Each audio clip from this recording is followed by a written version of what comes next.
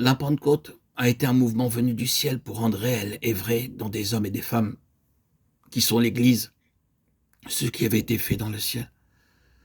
Là, Christ avait été élevé à la droite de Dieu, il avait été couronné de gloire et d'honneur. Hébreux 2:7.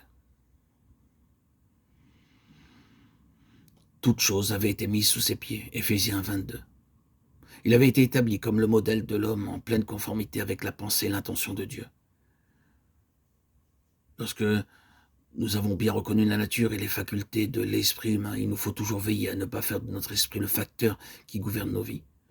Ce n'est pas à notre esprit que nos oreilles doivent rester ouvertes. Une telle attitude nous amènerait dans de sérieux dangers. Il nous faut demeurer en Christ et non pas vivre dans notre propre esprit. Pour l'enfant de Dieu, le Saint-Esprit est l'hôte divin de l'esprit humain et il a la direction, le gouvernement de nos vies. Nous n'échapperons pas aux troubles et à la confusion si nous faisons une sphère de vie et si nous prenons nos décisions en dehors du Seigneur lui-même. Si nous nous enfermons dans une bulle,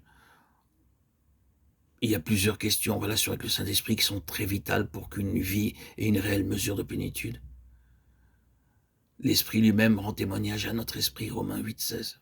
L'une de ces questions est celle de la nature corporative de l'onction et de l'opération de l'Esprit. Une chose très importante, et nous pouvons le dire, qui embrasse tout, c'est celle de l'objet suprême du Saint-Esprit dans cette dispensation, c'est que Christ soit tout et en tous. Il avait été établi comme le modèle de l'homme en pleine conformité avec la pensée et l'intention de Dieu. Cette élévation et cette installation devaient être la réalité qui devait gouverner tous les rapports de Dieu avec l'homme. Toutes les relations pratiques de Dieu avec les croyants n'ont qu'un seul but, les rendre conformes à l'image du Fils de Dieu. Romains 8:29. Tout en l'homme à partir de la nouvelle naissance et jusqu'à la glorification doit être de Christ. Christ étant sa puissance, sa nature et son but.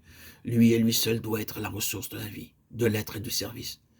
Ce qui avait été vrai en principe dans sa propre vie terrestre en relation avec Dieu doit être vrai pour tous ceux qui sont unis à lui après son élévation. Rien de lui-même, rien venant de lui-même. Jean 5:19. C'était une loi rigide à l'égard de tous ses mouvements, de toutes ses œuvres, de ses paroles, dans tous ses temps et toutes ses voies. Il ne se laissait engager par rien qui l'ait mis dans l'impossibilité de changer sa voix si le Père lui en avait exprimé le désir. Il ne s'acquittait nullement de la renommée ou de l'opinion publique. C'était en toutes choses et partout et toujours la volonté et les voies du Père qui gouvernaient sa vie. C'était là le grand comme qu'il avait saisi lui-même et qui devait saisir les siens après lui. Comme je vous aimais, vous aussi aimez-vous les uns les autres. Jean 13:34. Ils ne sont pas du monde comme je suis pas du monde. Jean 17:16. Tu les as aimés comme tu m'as aimé. Jean 17:23. C'est pour tout cela, pour cette mise de côté de tout ce qui est du moi, dans toutes ses voies et toutes ses considérations, pour que Christ soit mis sur le trône comme Seigneur absolu, que le Saint-Esprit est venu, et faire triompher l'homme nouveau, le vieil homme avec tous ses désirs, l'homme charnel, le moi, l'ego, est détruit. L'âme qui est le siège du moi de l'homme est dissous. L'esprit est le sanctuaire de Christ, ressuscité et exalté. Et c'est de là qu'il doit gouverner sur tout ce qui est personnel en nous, afin qu'en toute chose il tienne, lui, la première place. Colossiens 1:18. C'est là le seul objet de l'œuvre du Saint-Esprit. À la lecture de Éphésiens 3:14-19, nous pouvons alors remercier Dieu, nous agenouiller devant le Seigneur.